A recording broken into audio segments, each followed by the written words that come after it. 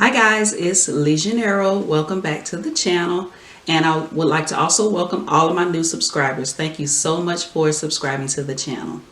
Today I wanted to do a tutorial on a quick stash buster project. If you have some fabric that's not quite big enough for a bag or another project, but it is big enough to do something with, I found this card holder project on Pinterest. And it came with a free pattern, so I'll link the information in the description box below where you can find the pattern. But it is a really cute and really quick stash buster project. And it is this card holder. I made this using a fat quarter, and I still have plenty of fabric left with that fat quarter, even with cutting 2 pieces of the pattern piece. So if you have some fabric just laying around and you said and you're saying you don't know what you can do with that scrap fabric, this may be a great project for you. It's really quick and easy and cute card holder. All right, so let's talk about all the tools you're going to need. You're going to need your pattern, so print out your pattern. You're going to need some scissors. You're going to need some paper scissors to to trim your pattern. And you're going to need some fabric scissors. You're going to need some fabric. Like I said, this is a fat quarter that I got from Walmart. You can use the same color for the lining and the exterior, or you can use a different color for the exterior and a different color for the lining. But you will need at least a fat quarter of fabric. You're going to need some fusible fleece, a marking pen, some coordinating thread. You want to make sure that you use pins or clips. Your ironing board and your iron. And you're also going to need a snap setter tool, right? So all the tools that go along with your snap setter as well as your snaps, you're going to need those as well. All right, so let's get started. All right, so I have already cut out my fabric and I've already fused my interfacing, but I want to show you the pattern real quick. You have the pattern here and it tells you cut 1 of each for fabric, lining, and fusible fleece. So you have your full pattern here. It has a mark where it shows you the fold line where you'll fold and sew this together, and it also has a space at the bottom where it tells you to leave open to turn. So what I do, I actually print out 2 of these, one for the full pattern piece and one for the fusible fleece. I just like to personally print out 2 separate pieces for that. All right, so that's the pattern, and I've already cut out my 2 pieces of fabric. And I'm using the same fabric for the exterior and the lining. You can use a different fabric for the lining if you want to. I'm just using the same fabric. So this one is my outer piece because I have fused my fleece to it. So as you can see, the fusible fleece is a little bit smaller. All right. So this will be my main piece, and this will be my lining, the one that doesn't have any fusible fleece. So what you're going to do, you're going to take this and place them with right side spacing.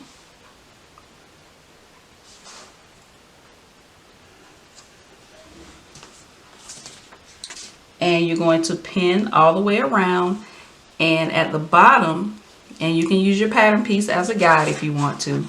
At the bottom, you're going to leave your opening so we can turn this after we sew it. So go ahead and pin all the way around, leaving an opening in the bottom, and then take it to the sewing machine, and you're going to start from 1 pin, sew all the way around, and stop at the other pin in the bottom.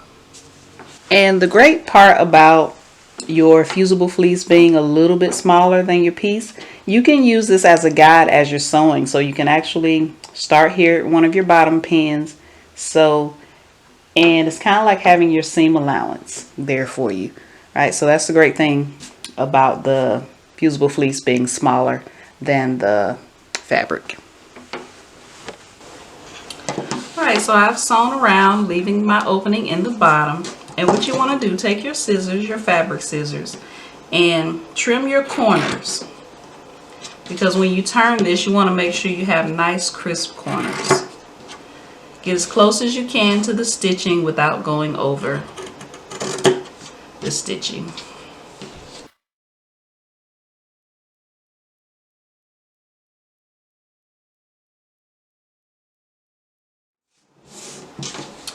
Alright, so now what you want to do, you want to take this and open it up and turn it to the right side.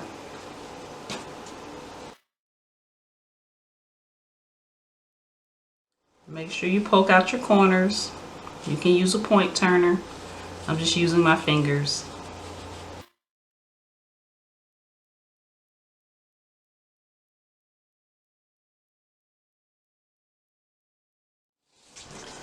Alright, once you have it all turned to the right side, you can take it to the ironing board and give it a good press. Alright, so I've taken this to my ironing board. I've given it a good press. And I also, you can't see this, I apologize. Again, like I said at the beginning of the video, wrong fabric choice. Wrong fabric color choices. But anyway, I actually top stitched across the bottom, and I did that to close up the opening that I left in the bottom to turn it to the right side. So I just did a nice neat top stitch across the bottom. So now what you want to do, you can take your pattern piece and you can use a marking pen to do this, but you're going to fold up where your fold line is. Alright, so I'm just eyeballing it.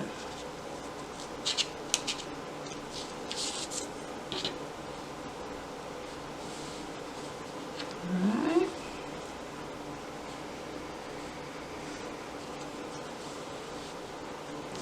So you can use your pattern piece, make your markings on each side, and then fold up the bottom towards the top. Okay?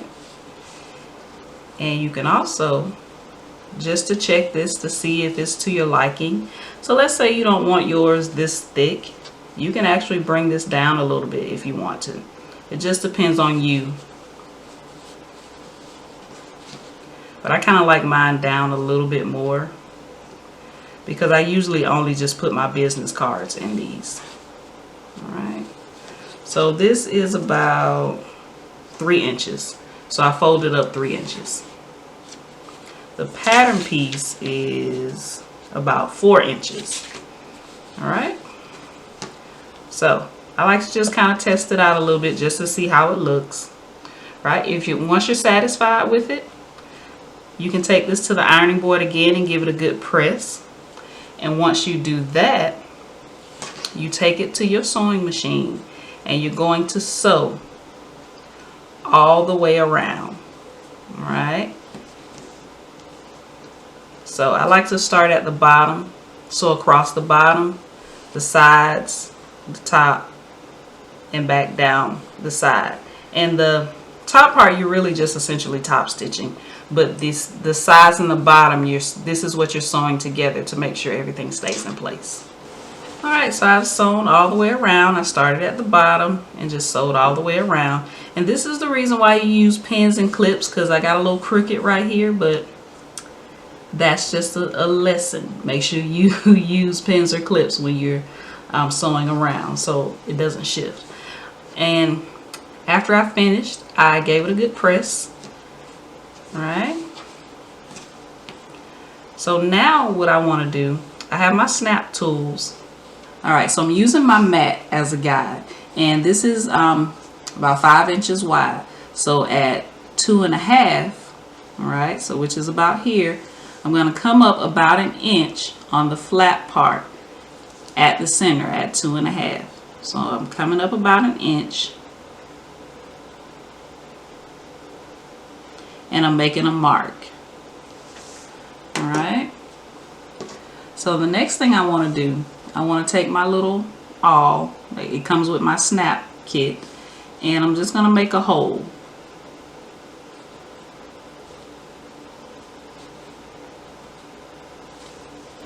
All right, so I made my little hole. So now what I'm going to do, I'm going to take my pen again and I'm going to make a mark through that hole. That way I've made a mark on this second layer, because you don't want to poke your all the way through, because then you'll have a hole on the back side of your card holder. All right, so I have my little mark here. I'm going to take my awl again.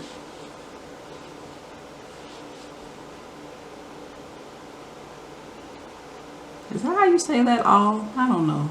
I might be making up words. All right, so I made another hole there. All right, so if you're not using the same snap tool that I have, make sure you use the instructions that are on your snap tools. All right, I got this from Hobby Lobby. This and the I ordered the snaps on Amazon, because Hobby Lobby only has kind of like bright color snaps. They do have a gray. They have a white, pink, gray, and brown, I believe, and I needed black snaps, so I ordered mine off Amazon. You're going to need 2 of these. All right, I call these the heads of the snaps. This is the flat with the, I know I'm not using the proper names, I'm sorry. But it has the little, it has the sharp edge on it. I call these the heads of the snaps. All right. So you're going to need 2 of those, and you're going to need 1 male and 1 female piece for your snap. All right. So this is the female, where it kind of goes in a little bit.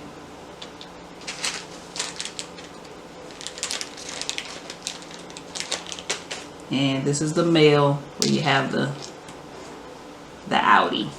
All right. So what you're going to do, where you made your hole, you're going to take one of the heads of your snaps, and you're going to place it through the right side of the first hole that you poked.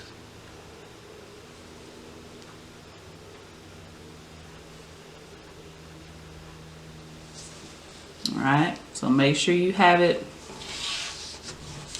Make sure you have the flat piece on the right side, all right? Because you don't want to do it the opposite way, then you'll put your snaps on wrong, all right? And I am going to take my female piece, and I'm going to place it on and press it down. Make sure you press it down a little bit. Some of them you may feel a snap in place, some you may not, all right? But just make sure you have it down on there nice and secure. And then take your snap tool, and you're just going to press.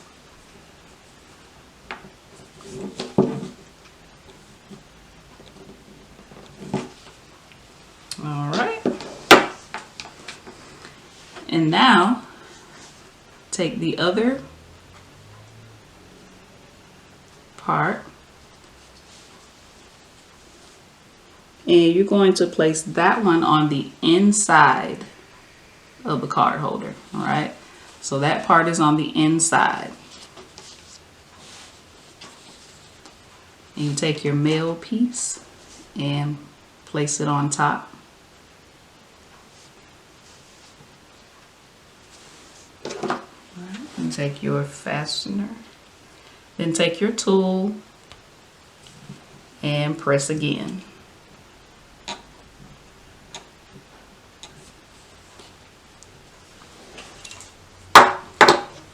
Alright, once you have your snaps in place, you can fasten it. You can give this a good press. Make sure you don't, be careful around the plastic. You don't want your plastic to melt, but give this a good press and you are all done.